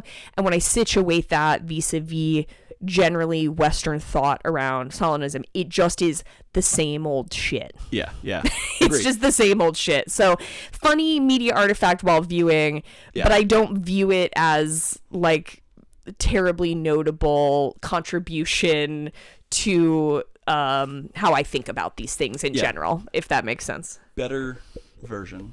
No, I'm not gonna say that. I don't like necessarily looking at a movie like that in the sense right. That, like, that's what I'm saying. It's not him. Like I'm not saying the media itself. Roger Ebert's quote that like review the movie you saw, not the movie you wish you saw. Right. So, which is why I'm like situating it in context. When I zoom out, I go like, this didn't really introduce anything new or revelatory for me or cause me to like a great piece of art reflect on things in a new way. Right. I just see the same old Western thought reflected back at me. That said, it was funny. Yeah, it is funny. I was going to say, what would be a better, same story of like a satirizing of Stalin, but what would be the better scenario or setting? And I was trying to think like that would actually get into some of that nuance. Maybe like showing people at the collective farms. That would have been cool. Right? Like or having setting it earlier and like the split, like the Lenin-Stalin. Right, the Lenin-Stalin Trotskyist split from the Social Democrats or the Russian Civil War, right? That element of it, rather than it's like the movie takes place in a time where we've already decided what history says about this, and we're just laughing at that part of it. Yes, very much. That perfectly sums up. It's the movie takes place at a time at one point in time, but uses a framework to assess it and to guide it that is of a much later point in time. It's not as interested in like theory or politics as much as it is just satirizing a buffoon, basically. It's a laugh. It's a laugh. It's a laugh. It is a laugh. So we've thought about that, but I want to say that in light of this being the third film in our series in the Red Scare, I'd also like for us to spend a little bit of time talking about the West's relationship to Stalinism, and the project of Marxist-Leninist communism, and how this all connects to the Red Scare. It's kind of what we've been doing. I just want to pull in the Red Scare specifically. Do you have any thoughts, Craig, on how the attitudes embodied in this film either maybe represent a continuity or a discontinuity, or maybe, a word I'm inventing, a little of both annuity, compared to the beliefs, principles, and intentions that guided attacks on socialists and communists in America during the Red Scare? Yeah, honestly, I feel like this is the most Red Scariest of the three that we've watched, as far as like presenting the USSR as that like scary force that is behind every boogeyman. Whereas in Manchurian Candidate, I feel like it is presented like that, but it's turned on its head a little bit with like the reveals of the idea that like American politicians are just as much of a boogeyman, and it's all mommy's fault anyway. And then Invasion of the Body Snatchers is so allegorical that you can kind of assign, like, obviously we know the general idea of paranoia and fear, but you can kind of assign and fill it in the blanks. Whereas this one, I think, very much plays into our current modern conceptions of Stalin, what he was, and all of that. So in a weird way, this is the most recent one, but the one that feels the most of the like 1960s era Red Scare like mentality. Yeah, I think that the Red Scare has won. Has what? I'm sorry, I has coughed. won. Oh yeah, for sure. Right? Like that's kind of how I view what's happening in this movie. And again, I'm not saying like, I mean, the fact that we still have is... morons that still yell communist anytime you disagree with somebody politically means that it won 40 years ago. Right. Yes. But it just like that the ideas are so internalized that it's not even like an debate. Attack. Right. Yeah. It's not even like an open question or like it must be defended. It's all of that is taken as the baseline assumption for entering into viewing this movie as funny. Yeah. Right? Yeah. Like, or like engaging it on its face, on its own terms.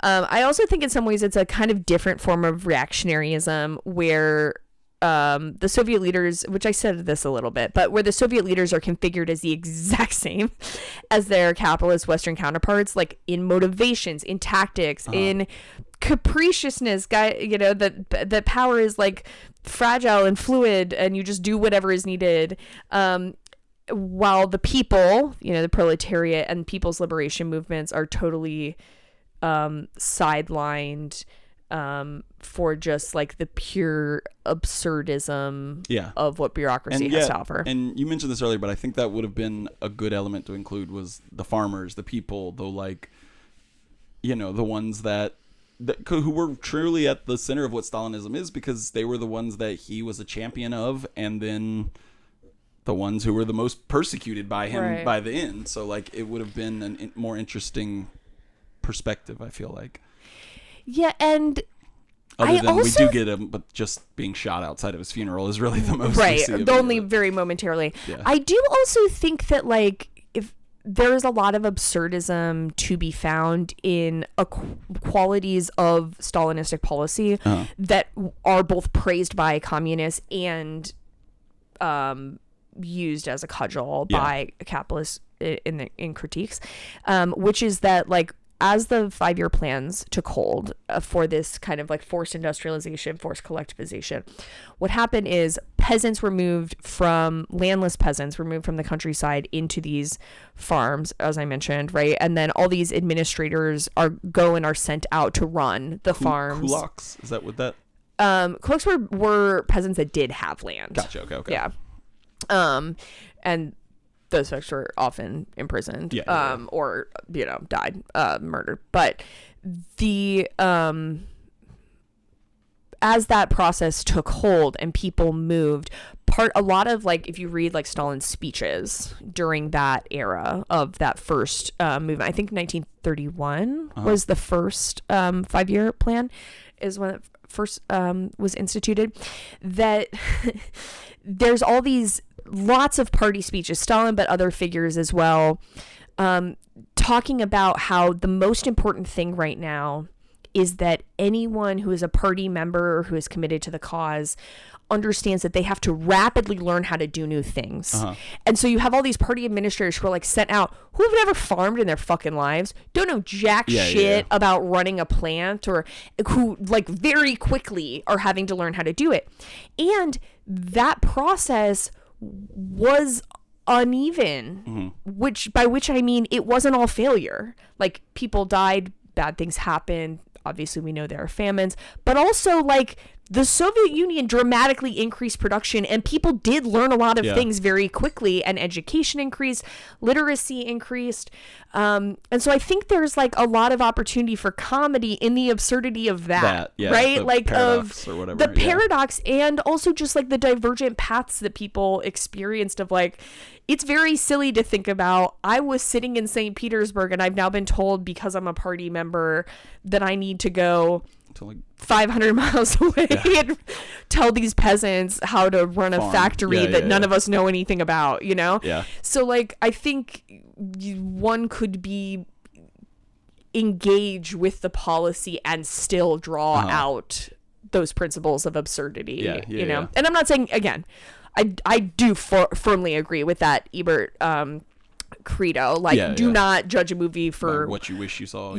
I'm just like riffing on what are ways that, like, one could do that. Both right? thought the movie was funny. I liked it a lot, and then we can look and say, well, there are some things that we wish it could have addressed in a separate way, or maybe not even addressed, but maybe, or take it for what it is, that could focus but situate on these it, right? Take it for what it is, but also go, like, that's not the full story. Right. Cool. Well, unfortunately, I could not find an Armand White review on this. I thought this was going to be a good one, but I think he just doesn't know how to. I don't think Armand White would know how to engage with a movie like this. Yeah, I think Armand White decides on most movies. I think he already knows where he's going to land what on the review is going to be. I think a lot of times you can see his political angle, and that's the angle he's going to take, and whether he likes the movie or not, he's going to go with what he thought. And I think with a movie like this, it's probably one of the ones that he just watches and is like, there's nothing I can do with this. And well, I think, we know from some of the historical, like, digging into the history stuff that we did for the other episodes, that the Red Scare and anti-communist fervor is something that unites Republicans and Democrats alike. So maybe he just doesn't want to agree. Like Iannucci is not even, I would say that some of his perspective is like little c conservative, but he is not a capital C conservative, like, politically person. He is absolutely operating from a liberal, for sure, perspective, right? And now, again, as a socialist, I think if you're a liberal, you are a conservative, but in grand parlance, right? In generalized understandings, he's a liberal. So I think that maybe there could be some level of Armand White being like, well, I'm not going to agree with a liberal. I'm not going to give him this props. I'm not going to engage with what a liberal says. He's still mad about In the Loop, so he's like, I'm not even going to fucking do this. We should have bombed Iraq again, or whatever. Yeah, maybe at some point in time we should watch that. I haven't watched it in a while. I watched it relatively, like, last 3 or 4 years, I think. Okay, because I saw it, it played at the FSU Theater when it came out in 2009, which is, I was a freshman. That's the year I graduated high school. I was a freshman in college then. So, and I've seen it since then. I wonder if we ever attended the same events. When did you graduate? Winter 2010. So we would have been overlapped for like a year and a half. It's possible. Hey. So I've seen it since then, but I probably have not seen it in the last, I don't know, 5, 6, 7 years. Like, it's been a hot minute. I wonder if... And comedy always ages the worst of, like, any genre, I think. Even, like, pretty pointed comedy like that. I wonder if it aged well. I feel like it probably did, but I just not everything can age like Unfrosted. But. This is not a fully fleshed out idea, but I wonder in like the Iraq War, yeah, the U.S. invading Iraq and making the decision to do that, to anyone who cares at all, it is on its face deeply absurd. Like the event itself, right? I have no idea. I did not spend time looking into like the extent to which, like, what the actual struggle for power looked like, to the extent that there's any insight in the backstage, right? Post Stalin dying. Like, I was more interested in kind of painting a picture around the happenings of this film. But I know a lot about what led to the invasion of Iraq and what came after it, and all of it is absurd. That's not made up. Now the pathway, the exact goofiness and the steps of the movie is made up, but I wonder how I might feel differently about it in light of that. Like Stalin himself dying and Khrushchev rising to power and leading to de-Stalinization is not, to me, based on my understanding of history, in and of itself an absurd situation. Right, Whereas, like, the U.S. fucking lying about weapons of mass destruction is crazy. Yeah. So, I don't know, something to consider for the future. Yeah. All right, well, anything else to say on the Death of Stalin? I don't think so. And we don't really have an announcement for next because we don't know what we're doing next. So you'll see in a few weeks. Regardless, we'll get you done. All right. Bye.